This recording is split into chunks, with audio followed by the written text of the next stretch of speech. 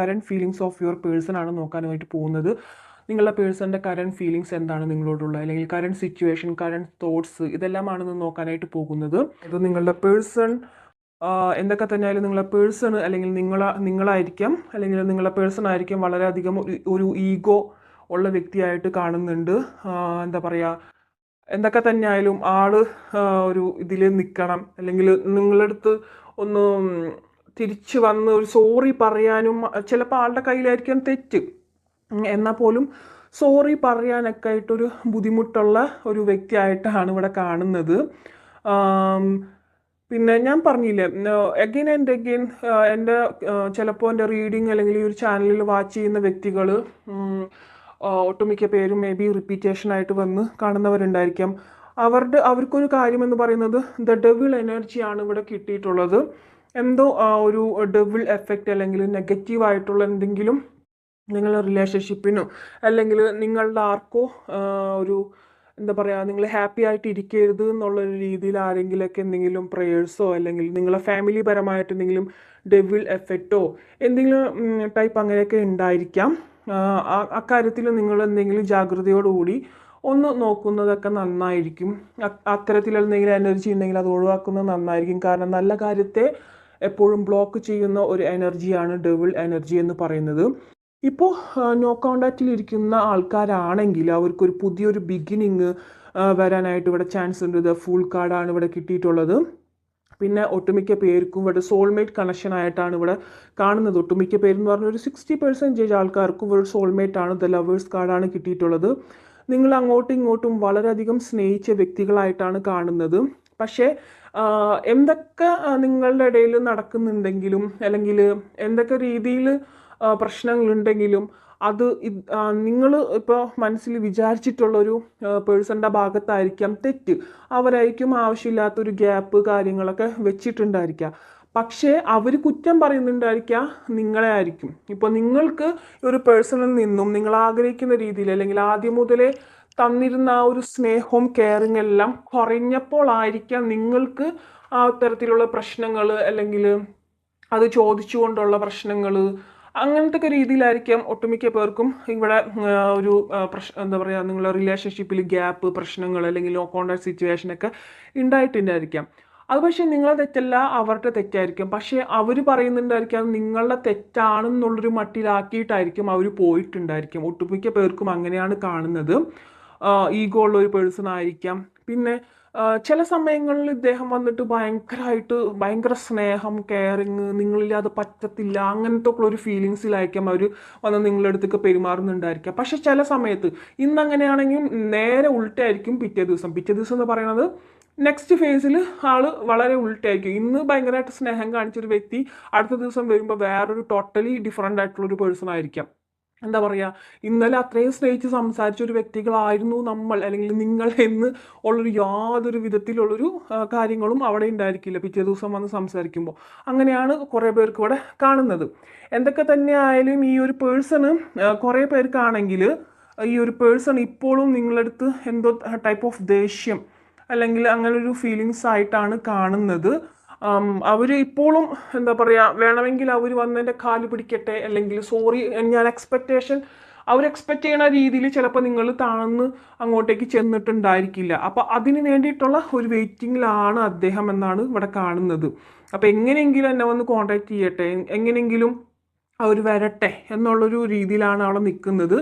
എന്താ പറയുക, നിങ്ങൾ ആലോചിച്ച് ഭയങ്കരമായിട്ട് മിസ്സിങ് എന്നൊക്കെ പറയാം. ഇടയ്ക്കിടയ്ക്ക് ആൾ വന്നിട്ട് നിങ്ങളുടെ ഒരു സോഷ്യൽ മീഡിയ സെർച്ചിങ് ഒക്കെ ഇവിടെ കാണുന്നുണ്ട്. അവരെന്താണ് സ്റ്റാറ്റസ്, അവരുടെ എന്താണ് അവരിപ്പോൾ വാട്സപ്പിലൊക്കെ വരുന്നുണ്ടോ, ഇൻസ്റ്റാഗ്രാം, ഫേസ്ബുക്ക് അല്ലെങ്കിൽ വാട്സപ്പ് സ്റ്റാറ്റസ് ഇതൊക്കെ നോക്കുന്നുണ്ടായിരിക്കാം. അവർ ഒളിഞ്ഞും മറിഞ്ഞും ഒക്കെ ആയിട്ട് നിങ്ങൾ അറിയുന്നുണ്ടായിരിക്കില്ല. ബ്ലോക്ക് ചെയ്തിട്ടുള്ള വ്യക്തികൾ ചിലപ്പോൾ അൺബ്ലോക്ക് ആക്കിയിട്ട് എഗെയിൻ നിങ്ങളുടെ കാര്യങ്ങളൊക്കെ ഒന്ന് വന്ന് സെർച്ച് ചെയ്യുന്നുണ്ടായിരിക്കാം.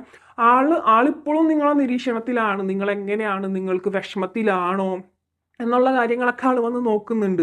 മാക്സിമം എന്താ പറയുക, നിങ്ങളെ വേണ്ട എന്ന് വെച്ചിട്ട് പോകുന്നുണ്ടെങ്കിലും ആ ഒരു വ്യക്തി ഇപ്പോഴും നിങ്ങളെ എന്താ പറയുക ഒന്ന് ഇപ്പോഴും അവരുടെ ശ്രദ്ധയിൽ നിങ്ങളുണ്ട് എന്നുള്ളതാണ് സത്യം ഇവിടെ.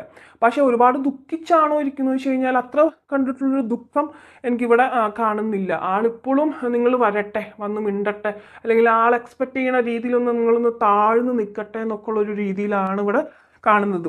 നിങ്ങളുടെ ഒരു സിറ്റുവേഷൻ എന്ന് പറഞ്ഞു കഴിഞ്ഞാൽ വളരെ എന്താ പറയുക, ഭയങ്കര മേ ബി ഭയങ്കര ദുഃഖത്തിലാണ്. ദ ഹെർമിറ്റ്, അതായത് ദ ഹെർമിറ്റ് ഉണ്ട്, ദ ഫോർ ഓഫ് സോഡ്സ് ഉണ്ട്. നിങ്ങൾ ഒരുപാട് ആൾക്ക് എങ്ങനെ ഇതിനൊക്കെ കഴിയുന്നു എന്ന് മേ ബി നിങ്ങൾ ചിന്തിക്കുന്നുണ്ടായിരിക്കാം. എനിക്കുള്ള പോലത്തെ ഈ ഒരു ദുഃഖം ആൾക്കില്ലല്ലോ. അവർക്ക് എന്താ ഇത്തരത്തിലുള്ളൊരു ഫീലിങ്സും ആ ഒരു വിഷമവും, എന്നെ എന്തിനിങ്ങനെ വിഷമിപ്പിക്കുന്നത്, അല്ലെങ്കിൽ ഞാൻ കണ്ട രീതിയിലൊക്കെ ഇത്രയൊക്കെ നിന്നിട്ടും താഴ്ന്നു കൊടുത്തിട്ടും എന്തിനാണ് വീണ്ടും വീണ്ടും നമ്മളോട് ഇങ്ങനെ ചെയ്യുന്ന ഉള്ളൊരു ഫീലിങ്സിലാണ് നിങ്ങൾ. എൻ്റെ ഒരു സ്നേഹത്തിന് വില കൽപ്പിക്കുന്നില്ലല്ലോ എന്നൊക്കെ ഉള്ളൊരു ഫീലിങ്സിലാണ് നിങ്ങളിൽ അധികവും പേരും ഇവിടെ നിൽക്കുന്നുണ്ടായിരിക്കാം. ഒട്ടുമിക്ക പേർക്കും ഞാൻ പറയട്ടെ, അവരുടെ മനസ്സിൽ ശരിക്കും പറഞ്ഞാൽ നിങ്ങൾ എന്ന് പറഞ്ഞ ഒരു എംപ്രസ് എന്നുള്ള രീതിയിലാണ്. എന്താ പറയുക, നിങ്ങളുണ്ടെങ്കിൽ ആ ഒരു പേഴ്സൺ എന്തും സാധിച്ചെടുക്കാം എന്നുള്ളൊരു തോട്ട്സ് ആളിലുണ്ട്. നിങ്ങൾക്കും അതുണ്ട്. നിങ്ങൾക്ക് ആ ഒരു പേഴ്സൻ്റെ കെയറും സപ്പോർട്ടും വേറെ ആരിൽ നിന്നും സപ്പോർട്ടും സ്നേഹവും നിങ്ങൾക്ക് എത്രയൊക്കെ കിട്ടിയാലും നിങ്ങൾക്കത് മതിയാവില്ല. ഈ ഒരു പേഴ്സണിൽ നിന്നും അതൊരു മറ്റുള്ളവർ 90-100% നിങ്ങൾക്ക് സ്നേഹം തരുന്നുണ്ടെങ്കിൽ നിങ്ങൾക്ക് അതിലൊരു സാറ്റിസ്ഫാക്ഷൻ കിട്ടുന്നുണ്ടായിരിക്കില്ല.